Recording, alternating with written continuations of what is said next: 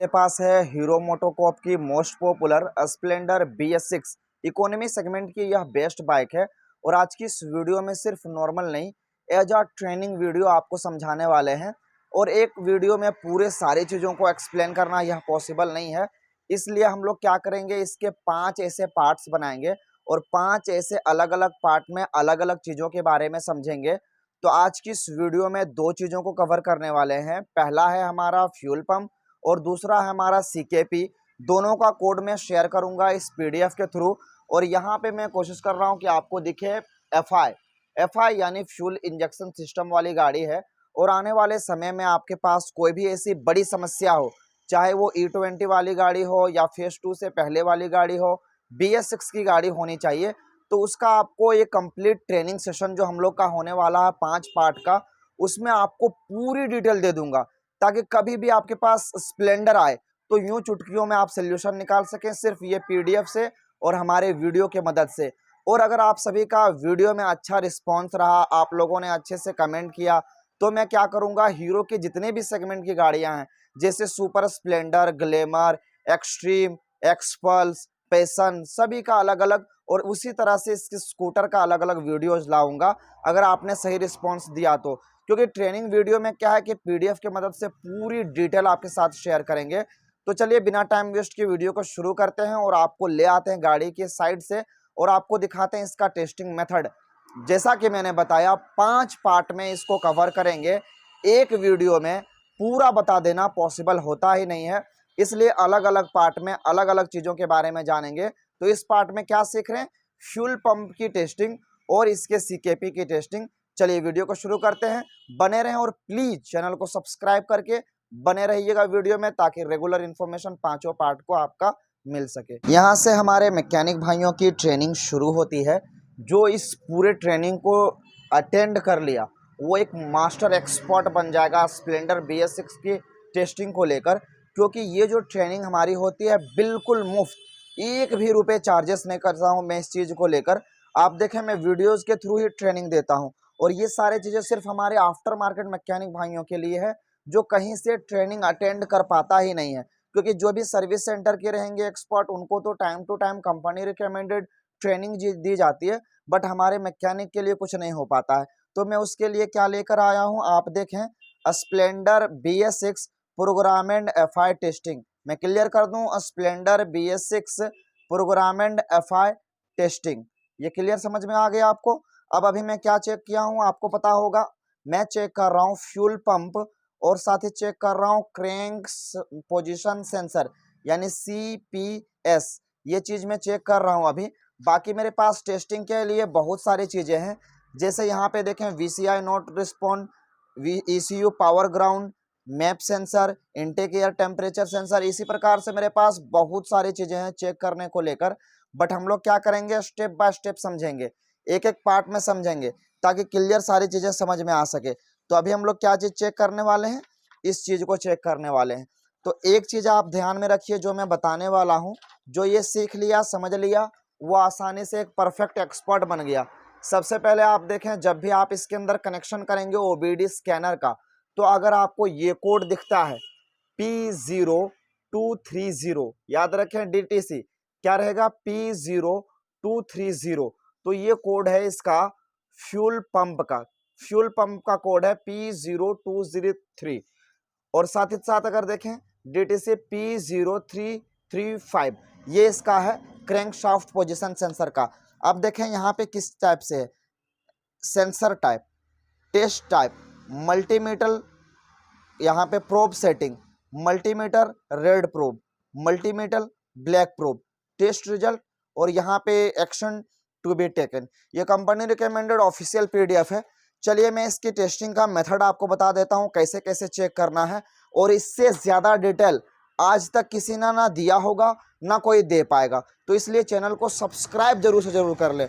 और इससे भी और आसानी से आपको समझना है तो एक नंबर आपको शो हो रहा होगा, उस नंबर पे आप हमें व्हाट्सअप कीजिए, जो स्क्रीन के ऊपर चल रहा है। तो वहाँ से भी आपको काफ़ी सारे हेल्पफुल जानकारियाँ मिलेगी। टाइम टू टाइम आपको ऑडियो वीडियो कॉल सोल्यूशन भी दिया जाएगा, तो आप हमें व्हाट्सअप कर सकते हैं। चलिए मैं आपको टेस्टिंग का सारा प्रोसीजर बताते चलता हूँ। अब देखिए, सबसे पहले बताया गया है कि जब भी फ्यूल पंप काम ना करे तो क्या करना है, वोल्टेज टेस्ट करना है। अब ये चीज़ मैं कई सालों से कहते आ रहा हूँ, कोई भी इलेक्ट्रॉनिक इक्विपमेंट को वर्क करने के लिए डीसी सप्लाई की आवश्यकता है। अब वो कैसे चेक करना है, तो देखिए मैं इस प्रोटेक्शन टेप को यहाँ से हटाता हूँ और आपको बताता हूँ। इसके अंदर अगर देखें तो 3 पिन का कनेक्टर लगा हुआ है, यानी इसके अंदर क्लियर पता चलता है कि 3 फेस पंप लगा हुआ है। अब 3 फेस पंप को वर्क कौन करवाता है, वो करवाता है ईसीएम। अगर इसके अंदर 2 फेस पंप लगा होता तो इसको वर्क करवाता है इसका बैटरी और फ्यूज बॉक्स। अब इसे चेक करने के लिए हम लोग क्या करेंगे, ब्रांड न्यू मल्टीमीटर का उपयोग करेंगे। और यहाँ पे ऑटोमेटिक नहीं, क्योंकि हम लोग पीडीएफ की सहारा ले रहे हैं, तो इसके लिए हम लोग क्या करेंगे, मैनुअल मल्टीमीटर का उपयोग करेंगे, ताकि हमारे मैकेनिक भाइयों को आसानी से समझ में आ सके मैनुअल मल्टीमीटर को उपयोग कैसे करना है। तो चलिए मैं इसे उपयोग करने का तरीका बताता हूँ। अब देखिए, वोल्टेज टेस्ट करने के लिए सबसे पहले क्या कहा जा रहा है कि 20 वोल्ट डीसी पे मल्टीमीटर को सेट किया जाए।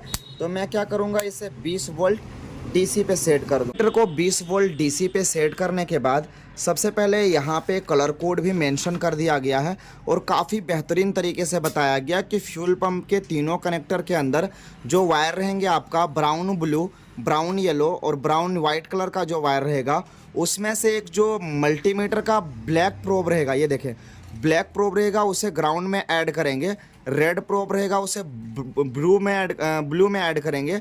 और यहाँ पे जो है 2.7 से लेकर 3 वोल्ट का रीडिंग देखने को मिलना चाहिए। इतना डिटेल बताया गया। तो ये मेथड तीनों वायर के लिए सेम होता है। पहले हम ये ऐड करेंगे ब्लू के अंदर, फिर येलो के अंदर, फिर वाइट के अंदर, और एक एक वायर को ग्राउंड से ऐड करते जाएंगे और तीनों के अंदर सेम वोल्टेज होना चाहिए।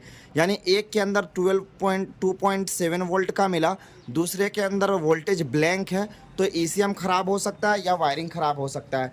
तो उसके लिए क्या करेंगे, इसके इनपुट चेक करने के लिए सबसे पहले इसके जो है चाबी स्विच को हम ऑन कर लेंगे और एक वायर इसके इस प्रोब में ऐड करके इसके रेड प्रोब को यहाँ पे लगा देंगे हम। ये देखें, मैंने रेड प्रोब यहाँ पे लगाया और दूसरा जो प्रोब है इसे हम कहीं भी ग्राउंड से ऐड कर देंगे। ब्लैक प्रोब को जैसे ही हम ग्राउंड से ऐड करेंगे तो यहाँ पे जो कंपनी रिकमेंडेड रीडिंग था वो परफेक्ट देखने को मिल रहा है। 2.7 का वो सटीक है।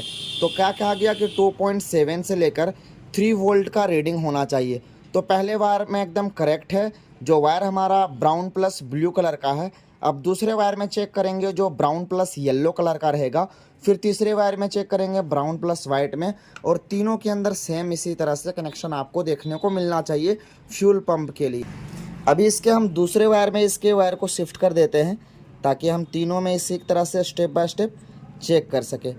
दूसरे वायर में चेक करने के लिए सेम वही मेथड रहेगा। इसके बैकलाइट को ऑन कर देते हैं ताकि आपको क्लियरली और दिख सके। फिर यहाँ से इसे ग्राउंड पे ऐड करेंगे और वही सेम रीडिंग जो 2.7 का रहेगा वो आपको सटीक देखने को मिल रहा होगा। 2.7 2.8 का रीडिंग है, यानी 3 वोल्ट से अंदर अंदर इसका रीडिंग होना चाहिए। फिर देन इसके तीसरे वायर पे इसको शिफ्ट कर देंगे और तीनों के वायर के अंदर सेम होना चाहिए। किसी में ऐसा होता कभी कभी कि 5 वोल्ट का इनपुट देखने को मिलता है, तो वो अगर देखने को मिले तो समझ जाइए कि ईसीएम हमारी गाड़ी का ख़राब है। तो अभी हम लोग ने क्या किया, तीनों वायर पे जो रीडिंग चेक किया वो एकदम सटीक एंड परफेक्ट है। अगर ये स्टेप सही हो फिर कंपनी आगे क्या कहती है, चलिए मैं आपको बताता हूँ। तो देखें यहाँ पे कंपनी क्या कहती है कि ये सारे स्टेप आपने उपयोग किया तो if voltage not okay check the wire harness. आप समझ सकते हैं कितने आसान शब्दों में कंपनी कहना चाहती है कि अगर इसके अंदर वोल्टेज अगर आपको देखने को ना मिले तो आप इसके वायरिंग हार्नेस को चेक करें। फिर देखें कंपनी क्या कहती है, if voltage is not okay then test the following. यानी ये अगर वायरिंग हार्नेस के अंदर से इसके अंदर इनपुट ये 2.7 से लेकर 3 वोल्ट का ना मिले तो ऐसे आपको चेक करना है। अब कैसे चेक करना है वो आप देखें, कंप्लीट बताया गया है। कॉन्टिन्यूटी टेस्ट करना है। कॉन्टिन्यूटी कैसे टेस्ट करना है, यानी यहाँ से लेकर यहाँ से यहाँ तक का, यानी 3 वायर का जो कनेक्टर है वो ECU के पिन 10 के अंदर, पिन 11 के अंदर और पिन 16 के अंदर इसका कनेक्टिविटी आपको देखने को मिलेगा। तो इसके लिए क्या करेंगे, हम लोग ECM के पिन को ओपन करेंगे और एक वायर इस साइड दूसरे वायर इसके अपोजिट साइड डालेंगे, जिससे क्या होगा, परफेक्ट कनेक्टिविटी हमको मिलना चाहिए। कंटिन्यूटी अगर हमें सही नहीं मिलता है फिर आगे का जो स्टेप है उसे हम फॉलो करेंगे। तो चलिए कंपनी के बताए हुए स्टेप से हम इसे यूज कर लेते हैं। याद रखें, ECU को पिन को याद रखें, पिन 10, पिन 11 और पिन 16 के अंदर जो है इसका फ्यूल पंप का कनेक्शन जाता है। सबसे पहले इस प्रोटेक्शन कवर को निकालेंगे और उसके बाद फिर इसके ECM को निकालेंगे और ECM को निकालने के बाद इसके 16 नंबर पिन पे एक वायर को अटैच करेंगे, क्योंकि 16 नंबर पिन पे जो इसका कनेक्टर है ना वो है ब्राउन प्लस वाइट कलर का। तो ये देखें, ये 16 नंबर पिन पे है ब्राउन प्लस वाइट कलर का। इसके अंदर एक वायर ऐड करेंगे यहाँ पे। ऐसे मैंने इसके अंदर वायर ऐड कर दिया और ये सारे कार्य करते समय आप कोशिश करेंगे इसका इग्निशन स्विच ऑफ हो, क्योंकि हम लोग को इसका बीप सुनना है, कंटिन्यूटी चेक करना है। इसके लिए मल्टीमीटर को हम बीप मोड पे सेट करेंगे और इसे चेक कर लेंगे कि इसका मल्टीमीटर काम कर रहा है कि नहीं। फिर से क्या करेंगे, एक वायर को इस वाले प्रोब पे ऐड कर देंगे और दूसरा वायर इसके जो हम लोग फ्यूल पंप में कनेक्ट करेंगे वही सेम ब्राउन प्लस वाइट में, इसे पकड़िए और यहाँ से कनेक्शन सीधा हम लोग ले आएंगे इस साइड के लिए, तो बीप बजेगा। ये देखिए बीप बज रहा है, क्योंकि हम लोग के यहाँ लूज कनेक्शन है। अभी इसे फिक्स कर लेते हैं। अब देखें, यहाँ मैंने फ्यूल पंप में टच किया है और उस साइड दिखा दिया जाए ECM के अंदर हम लोग ने टच किया है 16 नंबर पिन पे, तो बीप इसके अंदर रेगुलर बज रहा है, एक बीप का साउंड आ रहा है। तो ये एक पहला वायर सही है। इसी तरह से तीनों वायर को चेक करेंगे। तो अभी 16 नंबर पिन से इसके वायर को शिफ्ट कर देंगे हम 10 नंबर पिन पे। तो 10 नंबर पिन को फाइंड करते हैं। मैकेनिक भाइयों को जो एफर्ट लगाना पड़ता है वो सिर्फ पिन नंबर 16 में लगाना पड़ता है। पिन नंबर 10 और पिन नंबर 11 दोनों एक ही जगह पे है, जो है ब्राउन प्लस येलो और ब्राउन प्लस ब्लू कलर का। तो आप चाहें तो पिन नंबर 10 में पहले एक बार चेक कर लें, फिर पिन नंबर 11 में चेक कर सकते हैं। तो इसके लिए आप देख लें, अभी मैंने ब्राउन प्लस ब्लू में ऐड किया है, तो फ्यूल पंप साइड भी हम ब्राउन प्लस ब्लू में ऐड करेंगे ताकि बीप का जो है आवाज़ वो आप क्लियरली सुन सकें। तो एक वायर इस साइड रखेंगे, दूसरा वायर इसके अपोजिट साइड लगाएंगे। ये देखें, मैंने वायर लगाया और बीप सुनना ही आपको दे रहा होगा। अब पिन नंबर 10 से क्या करेंगे, पिन नंबर 11 में शिफ्ट करेंगे। वो कलर कोड हमारा रहेगा ब्राउन प्लस येलो कलर का, जो आपको दिख रहा होगा। एक ही जगह पे है दोनों वायर, पिन 10, पिन 11, पिन 16 एक ही लाइन में आपको मिल जाएगा। टेस्टिंग के दौरान आपको ज़्यादा घबराने की ज़रूरत नहीं है। तो अभी पिन नंबर 11 पे इसके वायर को मैंने शिफ्ट कर दिया और यहाँ पे भी हम फ्यूल पंप साइड चेंज करके इसके ब्राउन येलो में कर देंगे। यानी मेन अगर मैं कहूँ तो सिर्फ आपको जो चेक करना है वो क्वांटिटी चेक करना है। क्वांटिटी चेक करेंगे तो आपको पता चल जाएगा कि ECM से फ्यूल पंप तक जाने वाला वायर वो बीच में से कहीं से कटा तो नहीं है। अभी ब्लैंक वाले वायर में मैंने शिफ्ट कर दिया है, थोड़ा सा आगे वाले वायर में शिफ्ट करना होगा। अभी मैंने वायरिंग को चेंज करके चेक कर दिया, इसके वायर प्लस को जो है ब्राउन प्लस येलो में और बीप बजना शुरू हो गया।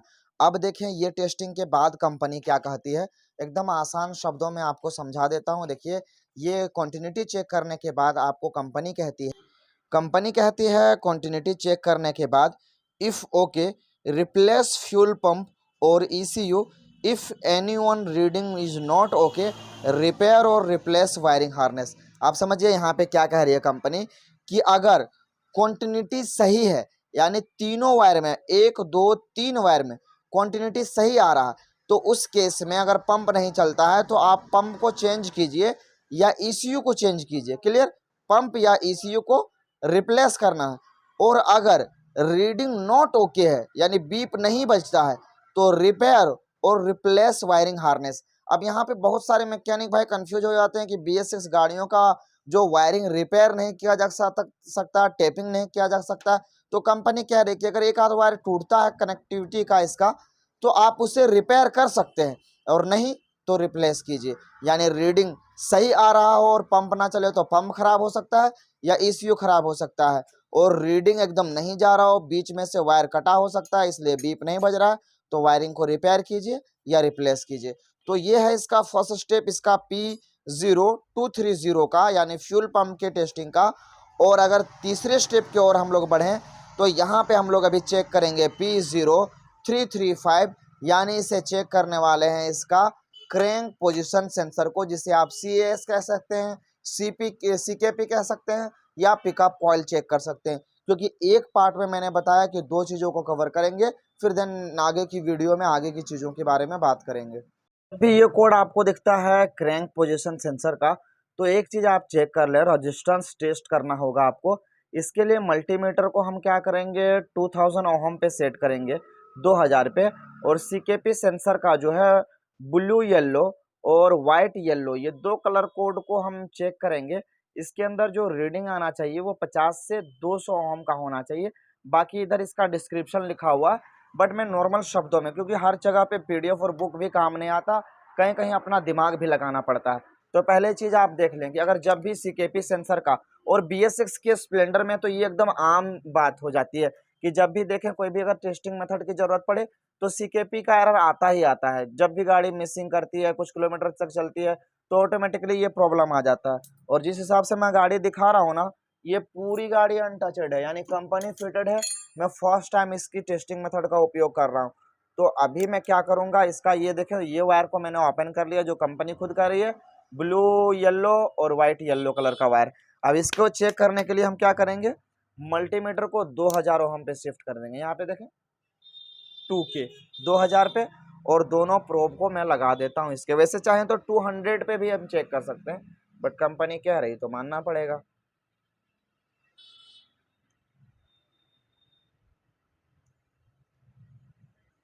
ये देखें मैंने प्रोब इसका लगाया और रीडिंग देखें क्या आया। मैं लाइट जला दूं, होल्ड कर दूं, 127 का रीडिंग आया, 127। अब कंपनी क्या कर रही है, 50 से लेकर 200 ओहम का इसका रीडिंग होना चाहिए, 50 से लेकर 200 ओहम का। अगर उससे ज़्यादा या 50 से कम होता है तो उस कंडीशन में आपको सीकेपी सेंसर को चेंज कर देना चाहिए। बट कभी कभी क्या होता है कि आप इसको चेक भी करेंगे तो परफेक्ट रीडिंग देखने को मिलेगा, उसके बाद इसे चेंज भी कर देंगे बट सोल्यूशन नहीं मिलेगा। वो इसलिए नहीं मिलता है क्योंकि कुछ समय में इसका क्या होता है कि मैग्नेट के अंदर डस्ट पार्टिकल लग जाते हैं। तो मैग्नेट की गति, इसका डायरेक्शन, इसकी स्पीड, इसका रोटेशन, कुछ भी ईसीएम को सिग्नल के थ्रू मिलता ही नहीं कि कितनी स्पीड में इसका मैग्नेट रोटेट कर रहा है। और उस वजह से हमारी गाड़ी स्टार्टिंग ट्रबल करती है और हमारी गाड़ी जो है करंट की सप्लाई बंद कर देती है। तो अगर रीडिंग सही हो उसके बाद भी प्रॉब्लम करे मिसिंग का और स्पार्क का, तो आप मैग्नेट को ओपन करेंगे, कॉइल को वॉश करेंगे, गाड़ी आपकी सही हो जाएगी। तो दोस्तों उम्मीद करते हैं पार्ट 1 की ट्रेनिंग वीडियो में आपको कंप्लीट दो चीज़ों के बारे में समझ में आ गया होगा। आने वाले 4 और पार्ट लाने वाले हैं और कंप्लीट स्प्लेंडर का पूरा डिटेल आपके साथ शेयर कर देंगे। और फिर से आने वाले सीजन में हम लोग स्प्लेंडर की वीडियो नहीं देखेंगे ट्रेनिंग पर्पज से, जब तक कि कोई दूसरा प्रॉब्लम ना आ जाए। तो चैनल को सब्सक्राइब कर लीजिए ताकि जो भी और 4 पार्ट आए वो भी आप मिस ना कर सकें। और कोई आपके नज़र में आपका कोई फ्रेंड है या कोई नॉर्मल मैकेनिक है या कोई अभी जो है BS6 में स्ट्रगल कर रहा है, वो सोच रहा है कि गैराज को बंद कर दूं या कोई दूसरा अदर बिजनेस शिफ्ट करूं, तो आप उसे ये वीडियो शेयर कीजिए। उन्हें ये कम से कम लगेगा कि नहीं सारी चीज़ें मुझे पता हो गई टेस्टिंग को लेकर, आने वाले समय में मैं भी इस चीज़ को उपयोग में लाऊंगा और 100% सोल्यूशन निकालूंगा। तो चलिए मैं आपको फिर मिलूंगा नेक्स्ट वीडियो में, तब तक आप अपना कार्य कीजिए। 5 मैकेनिक को पाँचों पार्ट जो है एक एक करके शेयर कर दीजिए ताकि लोगों को पता चल सके। चलिए फिर मिलेंगे नेक्स्ट वीडियो में इंटरेस्टिंग से टॉपिक लेकर, तब तक के लिए थैंक्स फॉर वॉचिंग।